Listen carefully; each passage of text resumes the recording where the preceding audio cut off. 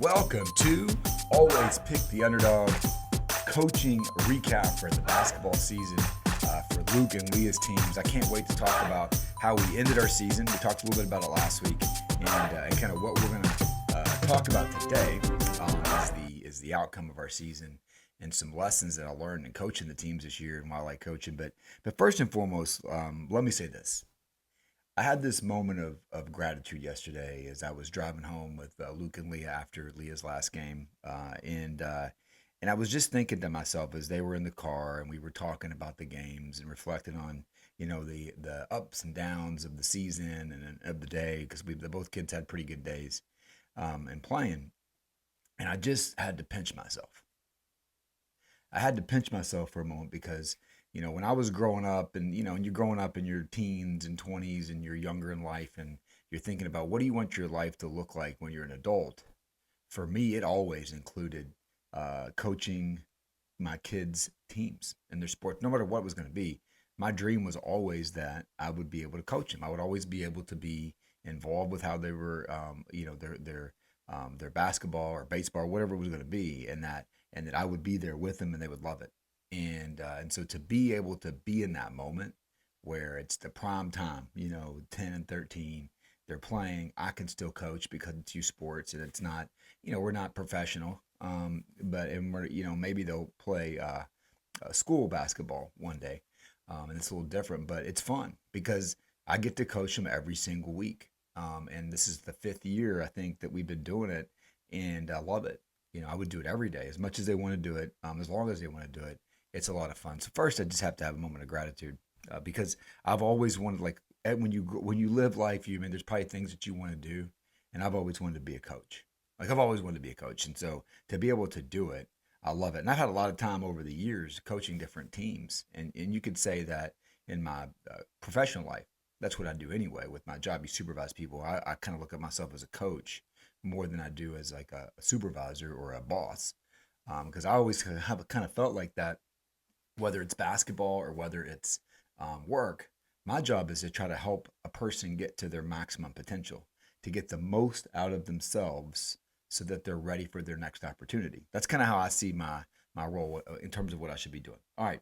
Um, Second point with coaching, when you coach youth sports, and this happens across the country, and I'm in no judgment when I say this, but you kind of have a couple different ways teams come together.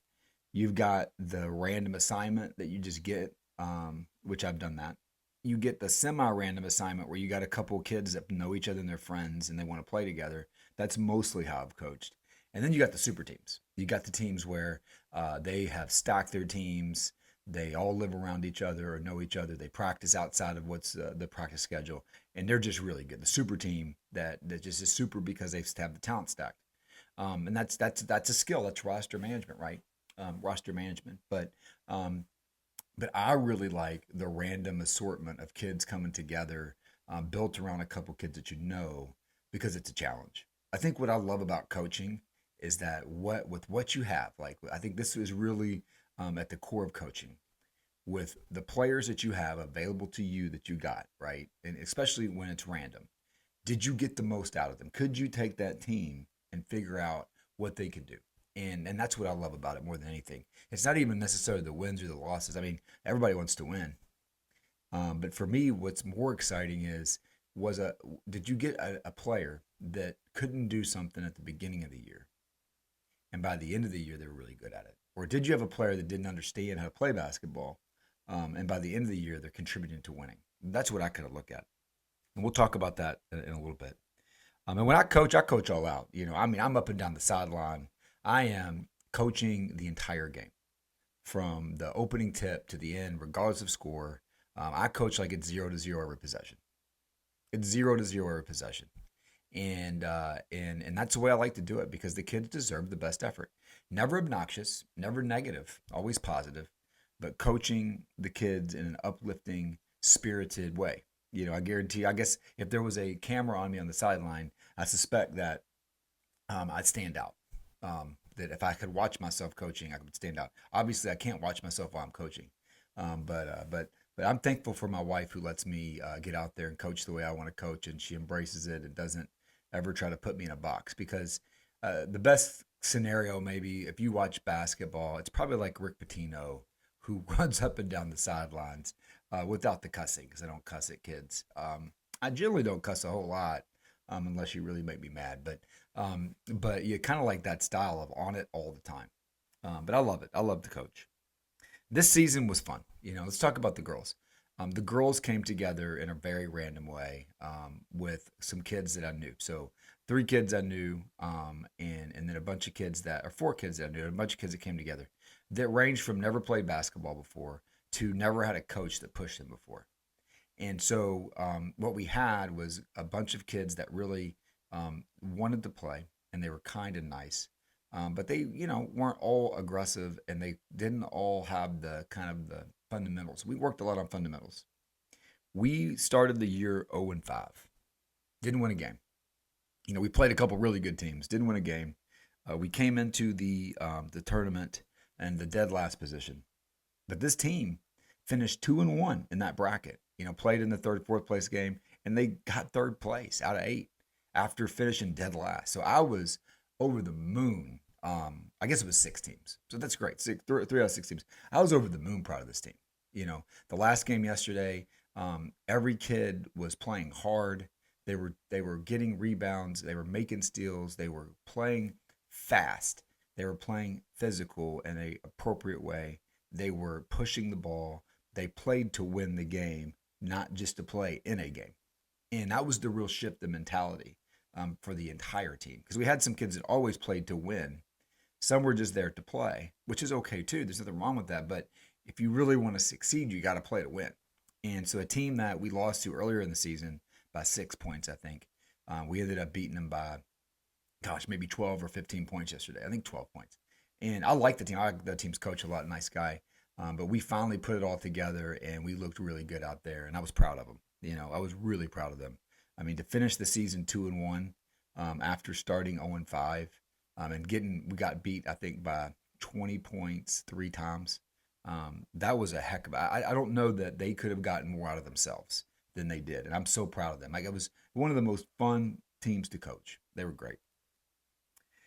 Guys team. Oh, I talked about them last week. Most competitive team that I've ever had. I mean, they wanted to win badly. They did so well in their tournament. We came into the tournament. We were out of 33 teams, we were like 12th, and so we were in the silver bracket. And that silver bracket, if you look at how many points that teams scored, that gives you an idea kind of what you're dealing with. We were in the middle of that 8 teams. Like, we had scored like almost 80. But the really, really good teams, there was 3 teams in that bracket that had scored over 120 points. That's a huge point differential in a 5-game season. It's about an 8-point. Like, if you look at us, we'd be about an 8-point underdog to the top teams in that league. At one point in the season, we were 2-2, and when we were 2-2, we came off a terrible loss. We got blown out. The kids were all arguing with each other. And it did not look like the team was going to gel. And we had a real heart-to-heart kind of conversation in that practice the next week about playing together. We're on the same team. Let's don't get mad at each other. We are talented, but we all are wanting to shoot the ball, and we are all wanting to have this ball that there's only one of them. So if you don't have it, you either have to go get it on a missed shot or on defense, or you got to help your teammate who has it score. And after that point, this team went 3-1. They went 3-1. The only game they lost was yesterday, but that was after winning the semifinal game by double digits, and then we played the best team in our bracket to close. And here's what I'll say about that game. I knew when I saw the team that we were going to play in the morning after we had won that we were going to be in for it because the team was bigger and they rebounded really well and they could shoot. And so I told our kids before the game, I said, hey, you've got to get rebounds. You got to put a body on them and then go get the rebound, because otherwise they're going to win because of the second shots. They're not going to win because they outshoot you on the first shot. They're going to win because they get the second, third, fourth shot. And unfortunately, we just couldn't keep them off the boards. I would say that probably they scored probably 10 points off second chance points easily. And then the other team had a kid that hit 2 threes, and he was a great player, really, really good player. And so we came up short. But here's why I'm proud of the team. We get to the fourth quarter. We're down 17. The team's down. I said, hey, do not play for the score. I said, let's win the fourth quarter. Let's get this thing under 10 points. This team has blown other teams out all year. They're really good. But let's don't just give in. And I coached that fourth quarter like it was tied, and our kids played hard to the last possession. And I'm just going to talk about the last possession of the game because we're down 11. And I said, do not let them score another bucket. Don't give up any more points. Let's go. And our team's pressing. They're running around the court. They're trapping the ball. And I watched Luke, my son, at the very last play, like 30 seconds to go. They got the ball at half court. Luke runs up. He's got the trap going. The kid brings the ball down, and Luke go grab the ball, because you want to tie it up, try to get the ball back. And Luke is tugging, trying to get the ball, just trying to steal it. With 30 seconds to go, down 11, we know we're not going to win, but we didn't stop playing.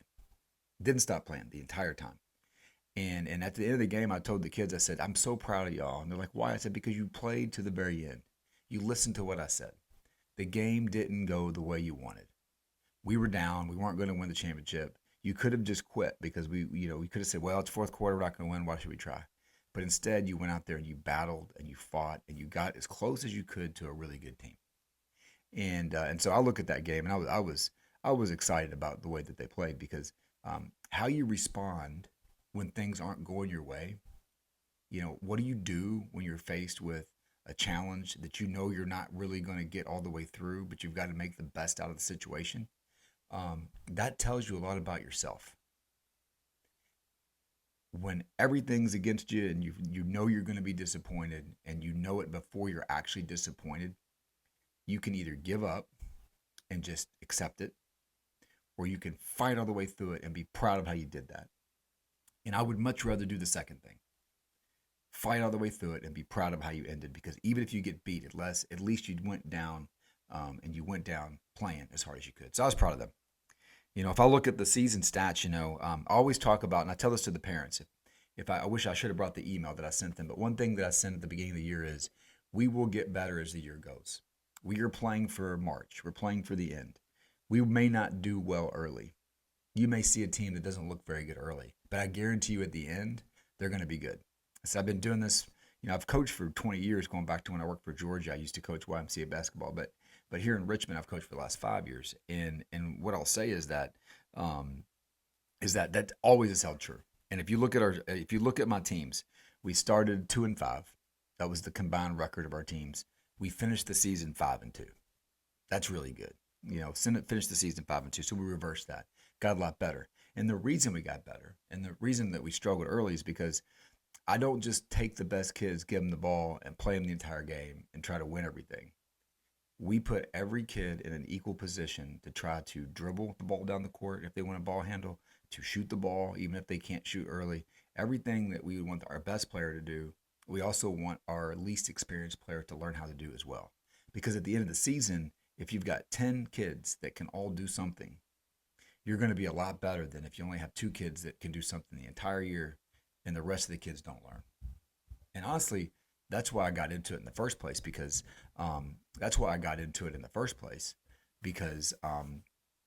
Luke had an experience where he's playing soccer and the coach had 3 really good kids and they played the entire time and there was no instruction for the kids that were brand new. It was a waste. Luke just stood there on the field the entire time and never got better.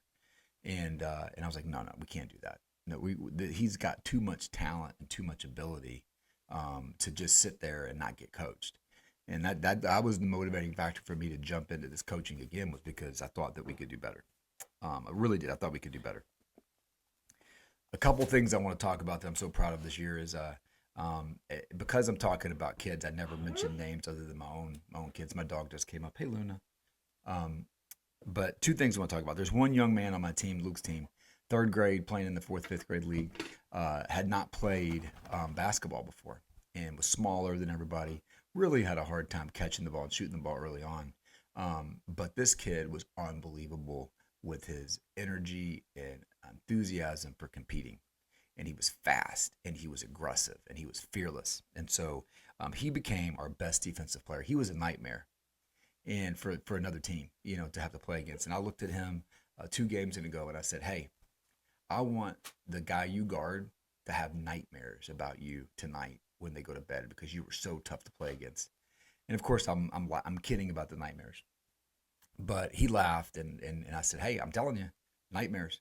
And he went out there and just absolutely played the best defense I've ever seen for a kid that age, with diving on the floor, tying up the ball, getting pressure, causing turnovers, ripping the ball away. Smallest kid on the court, probably the toughest kid on the court. One of my favorite kids I've ever coached. Of course, my kids are always going to be at the top, right? But this was one of my favorite kids that I've ever coached. Just unbelievable the way that he responded, and he did what he needed to do to be successful on a team and contribute. And so I was excited for him. On my girls' team, again, not mentioning names because these are kids, and I don't think that's appropriate since I put this on the. Oh, that's my dog. She's whining at me. It's okay, Luna. I'm just talking. But this is a person that I thought had so much ability.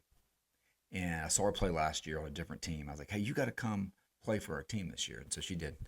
And at first, she was getting used to basketball. But the last 3 games, I saw what I saw last year, which was a player who was smart, who would go be aggressive and steal the ball, who wasn't afraid to try to get the ball in the basket, who was helping their teammate out all the time, who, sitting back, watching the team, like, put this person on the back of the defense, like near the basket, because they could watch and see what we were doing with the guards up front with pressure. And then when the ball went up in the air because the pressure came, she would shoot the gap and go get the ball and take it down the court and try to get a layup.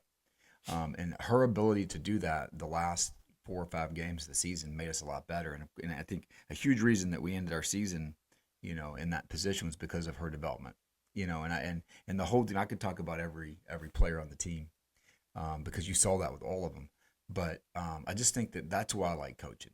Because you watch these examples of kids that just get better because you believe in them, and because they gain confidence because you show them how they can impact the game, and it's not just about scoring. To win in basketball, you got to have people that score. You got to have people that rebound. You got to have people that play defense. You got to have people that can set screens. It's not just it's a team game. It's not a one-person game. Everybody's got to be able to do something, and so that's why I like it so much. So that's the season. I thought it was great. I think we did really well. I was really proud of Leah and of Luke, and how hard they played and how hard they went after it. It was a great time, and I can't wait for next year. All right, folks, have a great day, and thank you for watching, and I will see you soon. All right, it's time for a little coffee. There, special guest appearance, heading to the Xbox. Hey, a little coffee for you.